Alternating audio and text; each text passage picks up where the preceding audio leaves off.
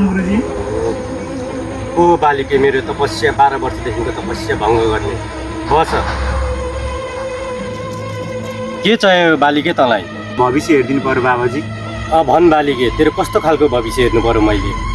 मलाई विदेश जाने इच्छा छ बाबाजी। अस्ट्रेलिया अमेरिका भिजा झारिदिनु पर्यो।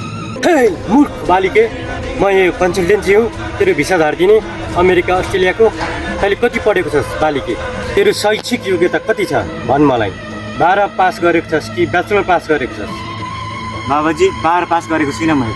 त्यसो भए तैँले 12 छैन भने मूर्ख बालिके 10, 8 पास गरेको छस् त? बाबाजी मैले 8, 9, 10, 11, 12 पास गरेको छैन। केही पढेको छैन बाबाजी, म अनपढ हो। ए मूर्ख बालिके, तेरो 8 खुलिते, 9 खुलिते, 10 खुलिते, 12 खुलिते रहेछ। यत्रो खुलिते जान्छस् विदेश त? त्यहीँ जा बरु त। अब बाबुजी बनेर बस् यहाँ। तेरो त सबै खुलिते रहेछ, जिन्दगी नै खुलिते।